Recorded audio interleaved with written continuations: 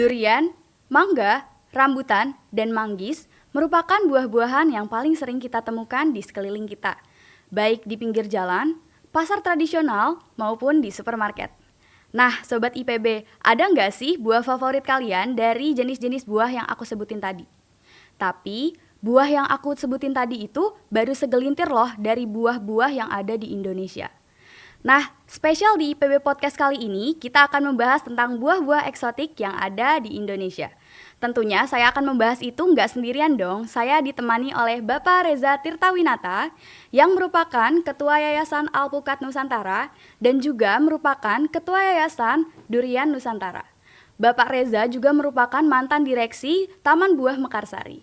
Oke, kita langsung sapa Pak Reza aja nih. Halo Bapak, selamat datang di IPB Podcast. Apa kabarnya nih Pak? Halo Naila, baik, alhamdulillah, sehat walafiat. Alhamdulillah Bapak, saya ngeliatnya seger banget nih Pak. Dari bajunya aja udah gambar-gambar durian gitu ya Pak. Ya biasa di kebun, jadi selalu dapat oksigen banyak. Oke, baik. Oke Pak, kayaknya saya udah gak sabar nih pengen ngelontarin pertanyaan-pertanyaan buat Bapak. Karena jujur saya sendiri juga penasaran banget tentang buah-buah yang ada di Indonesia ini Pak. Terutama buah-buah yang katanya buah eksotik itu Pak. Oh ya, Oke Pak, jadi saya mau nanya dulu nih Pak. Menurut Bapak, buah eksotik itu apa sih Pak? Dan kayak contohnya apa aja gitu? oke. Kalau kita sebut eksotik, kata eksotik itu menggambarkan sesuatu yang jarang dilihat orang. Kemudian dia mempunyai suatu nilai tinggi atau keindahan. Jadi tergantung siapa yang berbicara. Misalnya bagi kita, orang Indonesia, buah manggis itu adalah buah yang biasa karena umum dijumpai dan kita sudah bisa kenal sejak kita lahir. Tapi misalnya bagi orang Eropa atau orang Amerika, mereka akan menyatakan itu eksotik karena di tempat mereka tidak ada. Sehingga dia katakan, oh itu suatu yang unik bagi mereka, jarang dilihat. Kemudian cantik karena manggis ini salah satu yang disebut Queen of Tropical Fruits, sampai dinamakan seperti itu. Jadi eksotik itu tergantung dari siapa yang mengatakan. Kalau bagi kita tentu ada buah-buah eksotik tapi mungkin masih ada di hutan, tapi punya suatu potensi yang tinggi misalnya. Nah itulah yang harus kita beri batasan. Karena buah eksotik itu beda misalnya dengan buah komersial. Beda juga dengan buah langka. Nah, ini harus kita definisikan dulu. Jadi eksotik itu tadi suatu yang bernilai tinggi, jarang dilihat, tapi oleh si pemberi eksotik itu tadi. Oke, baik Pak. Jadi Sobat IPB, buah eksotik itu adalah buah yang kita bisa definisikan berdasarkan kacamata kita ya. Betul gak Pak Betul, Reza? betul. Jadi misalnya saya tinggal di kampung Dukuh. Berarti Dukuh bagi saya itu bukan buah eksotik karena saya sering Betul, lihat Dukuh gitu ya betul. Pak. Oke, baik Pak. Terus aku mau nanya nih Pak. Pasti kan dari berbagai macam jenis buah eksotik itu, pasti di antara buah itu memiliki keunggulan kan Pak? Oh iya. Aku boleh minta tolong kasih tahu gak sih apa aja keunggulan dari buah-buah eksotik yang mungkin kita kenal gitu? Kalau buah eksotik itu kadang-kadang kita mencari sesuatu yang unik yang tidak dijumpai pada buah yang umum. Kalau buah yang umum tentu dibandingkan nanti. Nah misalnya kita bicara tadi soal manggis. Menurut saya manggis tidak eksotik. Tapi menurut teman saya yang orang Eropa, dia bilang itu eksotik. Nah saya mempunyai beberapa saudara buah-buah manggis ini, masih kerabatnya secara botani, yang belum diketahui sekalipun oleh masyarakat Indonesia. Nah inilah yang bisa kita sebut eksotik. Nah kebetulan nanti juga saya membawa contoh-contohnya, itu bisa kita kenalkan kepada masyarakat. Oke, baik Pak. Jadi setiap buah eksotik itu pasti memiliki keunggulannya ya Pak. Terus aku mau tanya nih Pak, apakah Bapak tuh waktu ngelihat hal yang paling menarik dari buah itu tuh gimana bisa Bapak kayak, wah ini kayaknya aku pengen kembangin deh. Itu Bapak bisa ngelihatnya Ya. dari gimana ya Pak? Itu bicara eksplorasi. Jadi saya sering keluar masuk hutan untuk mencari buah-buahan yang belum dikenal secara umum. Tapi masyarakat di sekitar pemukiman di hutan itu biasanya sudah tahu, oh Pak ada buah aneh seperti ini, seperti ini. Kita orang kota mungkin belum pernah dengar. Nah jadi kita akan eksplorasi pada saat musim buah itu ke dalam hutan. Nah, disitulah kita seperti masuk suatu supermarket yang kita bisa pilih buah apa aja yang menarik perhatian kita. Misalnya karena warna kulitnya atau karena kelebatan berbuahnya. Nah, tapi tidak semua buah itu mempunyai keunggulan atau nilai komersial tadi. Kita harus pengamatan dulu. Kalau buah itu berceceran di bawah pohon, jatuh begitu saja dan tidak ada tanda-tanda dimakan oleh hewan, misalnya oleh kera atau bajing, hati-hati, mungkin itu buah yang beracun. Wah, iya. Nah, kalau misalnya buah itu ternyata di atas kita lihat, oh sudah dimakan oleh kelelawar, nah ini tentu buah yang edible disebutnya, bisa dimakan tanpa mengakibatkan keracunan. Jadi pertama tentu kita tadi memperhatikan apakah buah ini unik atau tidak. Kalau biasa-biasa saja mungkin kita lewat saja, itu sudah banyak di kampung saya gitu. Oke, baik Bapak. Jadi seperti yang tadi di awal disebut kalau misalnya buah eksotik itu tergantung dari kacamatanya. Terus Betul. juga kalau kita bisa melihat keunggulannya tergantung dari kebutuhan kita juga ya Betul. Pak. Oke Pak, mungkin kan setiap buah juga memiliki peluangnya masing-masing. Nah, menurut Bapak kalau dari buah-buah yang ada di depan ini, peluang untuk dikembangkannya itu seperti apa ya Pak? Jadi sekali kita menemukan buah baru, itu kita tentu membayangkan bahwa ini kalau saya bawa ke kota, istilah kita didomestikasi, ini tentu harus kita perkenalkan kepada orang-orang di sekitar kita. Wah, apa itu kok aneh benar? Tapi yang pertama tentu adalah warna biasanya. Warna dan kemudian dilihat bentuknya gitu. Jadi orang akan bertanya, ini cantik sekali, tapi rasanya bagaimana kan begitu? Penasaran mereka. Nah, kalau sudah merasakan nanti, nah disitulah surprise-nya. Ada yang gurih, ada yang manis, ada yang asam, ada yang pahit. Nanti kita akan coba dan kita melihat. Tapi intinya adalah bahwa pertama kali kita bawa, itu adalah suatu ketertarikan kepada buah itu. Oke Pak, aku boleh minta sebutin gak sih Pak ini nama buahnya apa? Karena kayaknya kelihatannya menarik banget nih, eye-catching banget. Ada yang merah, Boleh, ini orange, ya.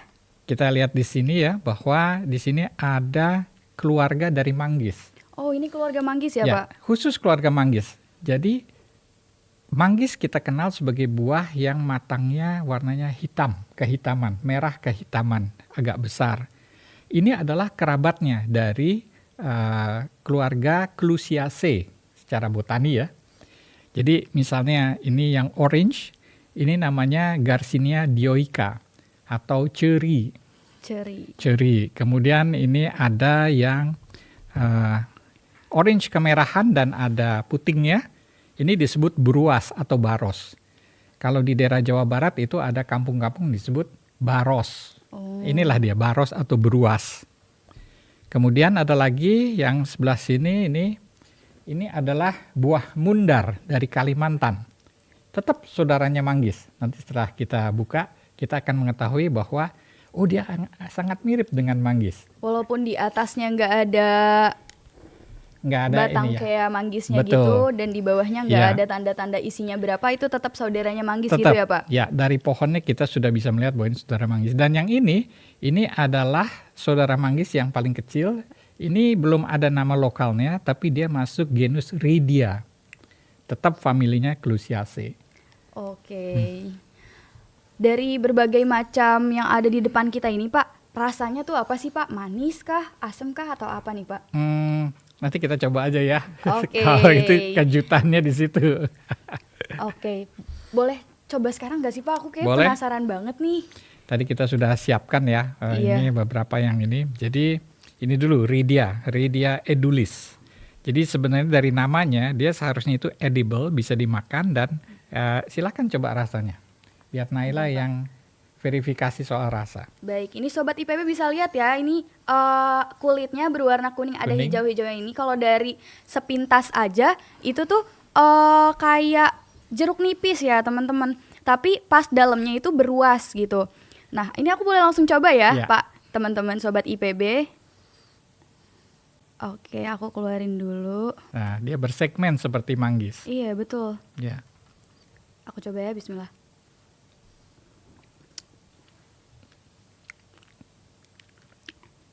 Nah,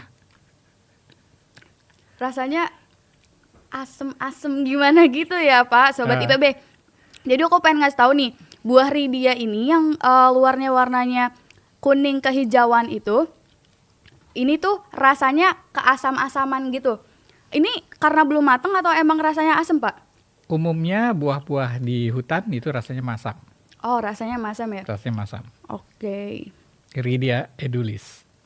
Oke. Disebut edulis tuh karena sebenarnya memang bisa dimakan artinya. Edible. Edible, edulis. Oke. Terus yang selanjutnya, Pak? Boleh kita meningkat yang lebih besar ya.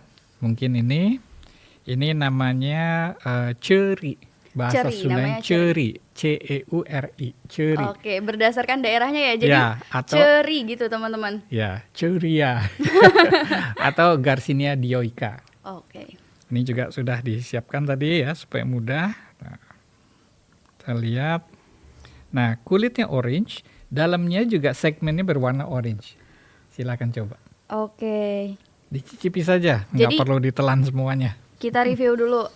Seperti ini ya. Ini waktu masih utuhnya nih, sobat IPB. Di sini sebenarnya bentuknya seperti tomat ya. Iya. Kalau dilihat sama orang awam ya, Pak, seperti tomat, cuma isinya tuh seperti manggis karena mereka emang kerabatnya manggis.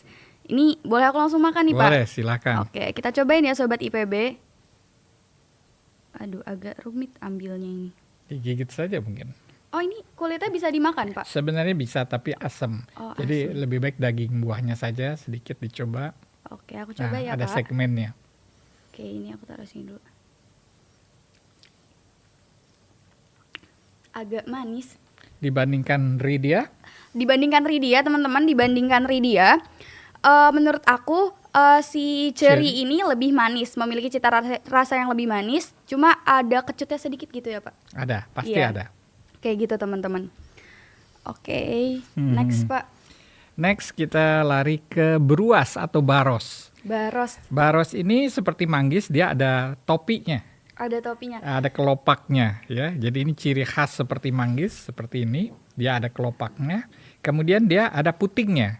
Dari putingnya ini kita bisa baca ada berapa segmen. Kalau manggis kan buah jujur, dia itu ada 5, 6 atau 7 segmen. Tapi kalau ini segmen itu seolah-olah menyatu, tetapi ada di ujung sini. Oh, Ya. iya.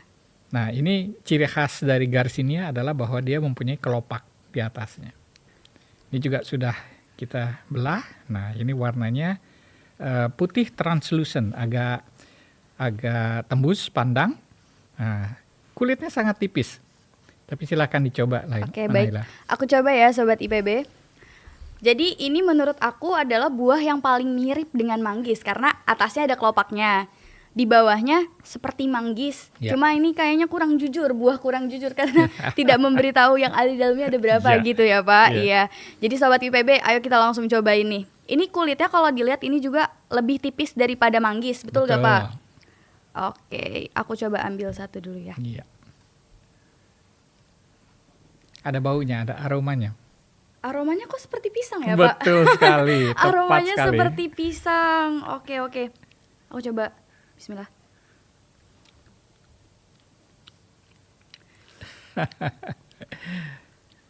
Bagaimana? Segar. Ini menurut aku yang paling masam daripada yang lainnya. Aku kira ini warnanya merah. Aku kira ini bakal lebih manis daripada yang lainnya, teman-teman. Ternyata kita gak boleh nilai sesuatu dari covernya aja nih. Ini ternyata yang paling asam daripada yang lainnya nih. Oke, kayak ada satu lagi nih, Pak, yang belum dicobain. Oke, itu beruas ya. Saya juga Iya. heran kenapa dulu dinamakan beruas gitu. Padahal ininya kan asamnya luar biasa gitu. Parah, brutal, Iya. asam brutal. Ya. Nah, ini yang sebenarnya paling cantik. Ini Wah, adalah iya. mundar atau Garcinia forbesii. Bunda. Garcinia forbesii. Dia ditemukan di Kalimantan umumnya. Jadi dia kelopaknya ini masuk ke dalam seperti manggis, tapi kelopaknya masuk ke dalam seperti tertekan. Iya, betul. Ini Kemudian depannya. ujungnya yang harusnya ada segmentasi 5, 6 atau 7, ini kelihatan kecil sekali dan ngumpul sehingga tidak jelas. Mungkin kurang jujur juga. Iya, tadi. ini buah kedua yang tidak jujur nih. Iya. Tapi ukurannya ya seperti ini. Kemudian kita kalau sudah belah seperti ini cantik sekali. Wah, Karena rapi dalamnya banget. itu warnanya orange ya, kulit ininya luarnya, kemudian dalamnya semua orange, tapi dagingnya putih bersih seperti manggis. Iya, Silakan dicoba Naila. izin ambil ya, Pak. Oke, teman-teman. Pak, ini aku mau tanya nih, ini kan warnanya agak beda. Ini Ya, sesuai kematangan berarti ya? betul. Makin tua Oke, makin merah. makin tua makin merah teman-teman. Oke, boleh aku langsung cobain nih Pak? Silakan. Kayaknya ini paling manis ya. Coba kita cobain dulu. Bener manis atau kayak tadi, kayak si Baros nih. Oke, aku cobain dulu ya.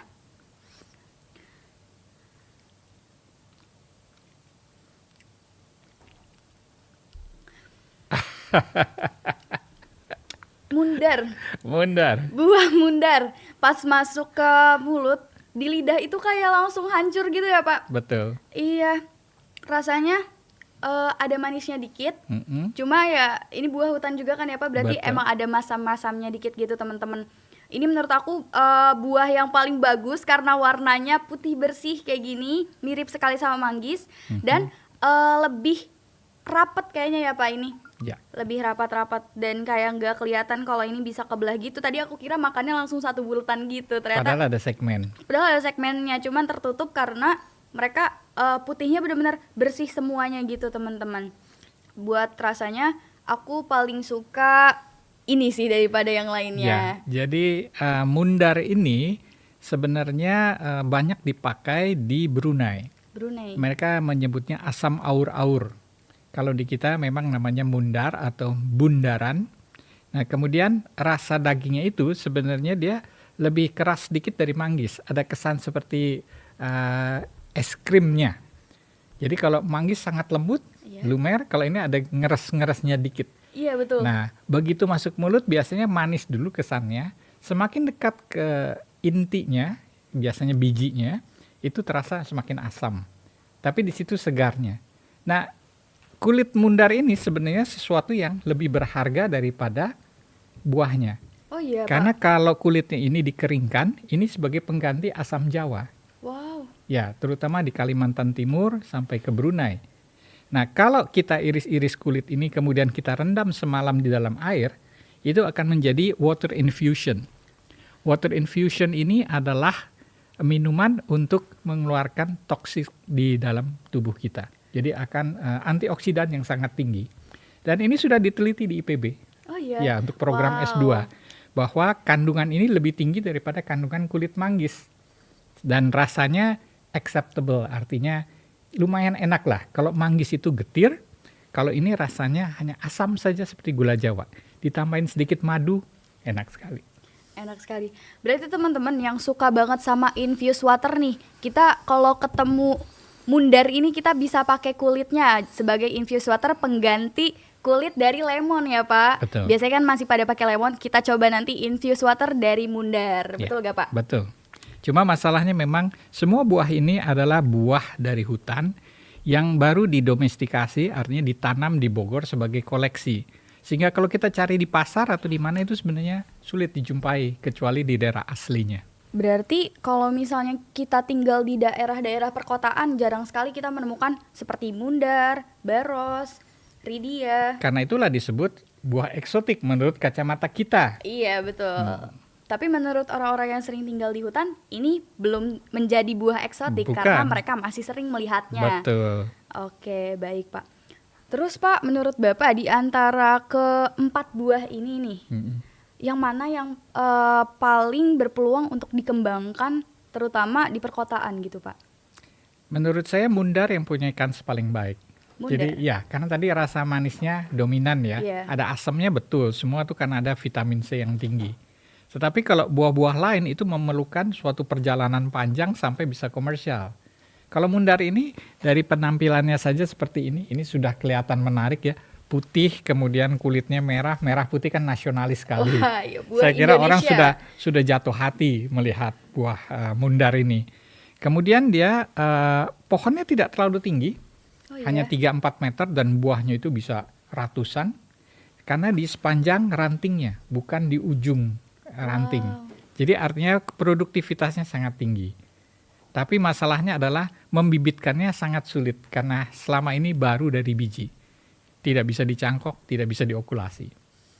Oh iya, berarti butuh keterampilan yang khusus untuk kita mengembangkan suatu buah eksotik di mana untuk nemuinnya aja kita susah, berarti kita juga harus punya bekal keterampilan untuk mengembangkan buah tersebut, betul nggak Pak? Betul sekali, betul sekali. Oke, baik Pak. Terus nih, Selain dari buah-buah yang ada di meja yang udah aku cicipi nih Pak, kira-kira ada nggak sih buah eksotik lain yang memiliki prospek bagus ke depannya? Tapi nih Pak, di pasaran nih banyak sekali masyarakat Indonesia yang masih mengonsumsi buah impor. Gimana nih Pak, biar buah eksotik yang ada di Indonesia nggak kalah saing sama produk impor? Baik, jadi sebenarnya ya buah-buahan yang kita kenal di Indonesia itu hanya mungkin 20-30 jenis yang populer. Padahal ada lebih dari 1.400 jenis buah yang ditemukan di hutan-hutan Indonesia yang punya potensi berbeda. Jadi saya jelaskan sedikit, yang disebut buah itu tidak harus buah-buah itu dibelah, dimakan rasanya enak. Itu buah meja. Tetapi kita bisa bicara mengenai buah untuk industri. Sebagai contoh buah industri itu yang sudah terkenal, jeruk lemon. Dimakan begitu ya orang nggak akan banyak begitu. Tapi kalau kemudian itu diolah untuk vitamin C-nya, untuk farmasi, atau untuk pengharum ruangan, pembersih ruangan, luar biasa itu kegunaannya dari lemon ini. Sehingga secara komersial sebenarnya lemon itu sangat besar. Nah ada satu jenis buah lagi yang itu tadi untuk obat-obatan.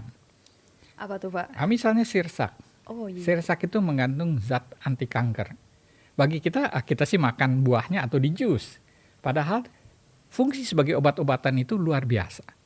Jadi sebenarnya potensi buah-buahan di hutan kita itu masih banyak sekali yang bisa kita kembangkan. Tapi apakah ke arah buah meja atau industri atau farmasi? Itu pilihan kemudian. Oke baik Pak, berarti peluang dikembangkan, tadi tuh aku mikirnya peluang dikembangkan hanya untuk konsumsi, ternyata lebih Ya, luas dari itu ya Pak, betul. bisa untuk industri seperti yang tadi Bapak sebutkan lemon. Aku sering banget pakai pengharum ruangan dari ekstrak lemon Ya, gitu karena Pak. memang menyenangkan, wanginya itu lain. Oke, berarti benar ya Pak, kita untuk mengembangkan sesuatu itu berdasarkan kebutuhannya juga ya Pak. Kita Betul. harus lihat prospek ke depannya dari segala sisi tentunya, bukan dari satu sisi saja Sobat Bukan IPB. hanya buah meja. Oke. Banyak fungsi lain dari buah-buahan. Oke, ingat teman-teman, buah bukan sekedar di meja, tapi banyak fungsi lainnya yang bisa kita kembangkan. Betul gak Pak Reza? Betul. Oke, kayaknya kita udah hampir mau berakhir nih Pak sesi diskusi Oke. kita. Padahal aku nih masih penasaran banget tentang buah-buahan ini dan buah-buahan lainnya. Mhm. Karena podcast ini merupakan salah satu rangkaian dari Festival Bunga dan Buah Nusantara Oh, 2023 yang pada tahun ini mengangkat tema tentang pancarkan kekayaan bunga dan buah Nusantara. Aku pengen Bapak Reza ini memberikan closing statement-nya nih Pak untuk FBBN 2023 yang akan dilaksanakan dalam waktu dekat. Baik, jadi khusus untuk FBBN ini sudah kesekian kalinya dan saya selalu diundang untuk memberikan pencerahan kepada adik-adik ini agar mencintai buah-buahan Nusantara. Karena saya berharap suatu saat ini akan diteruskan oleh adik-adik pemegang tongkat estafet, khusus buah-buahan Nusantara. Nah, buah-buahan itu begitu banyaknya negara kita, terkaya di dunia, seperti Brazil. Nah, jadi pesan saya adalah cintailah buah-buahan Nusantara. Untuk itu saya berharap datanglah bergabung pada saat FBBN nanti bulan September. Kita akan bicara lebih banyak mengenai buah-buahan Nusantara dan insya Allah ada contoh-contoh yang bisa kita cicipi. Wow, menarik sekali ya Sobat IPB terkait dengan pembahasan buah eksotik ini. Ternyata buah eksotik bukan hanya yang ada di depan kita saja, tapi buah eksotik itu dilihat dari kacamata masing-masing individu. Tentunya nanti Sobat IPB bisa melihat buah eksotik lainnya di Festival Bunga dan Buah Nusantara yang akan dilaksanakan dari tanggal 22 sampai tanggal 24 September 2023. Untuk tahu info lebih lanjutnya, Sobat IPB bisa langsung cek sosial media dari FBBN IPB dari Instagram, TikTok, dan juga YouTube dari FBBN. Saya Naila, pamit undur diri. Sekian, wassalamualaikum warahmatullahi wabarakatuh. Terima kasih, Pak.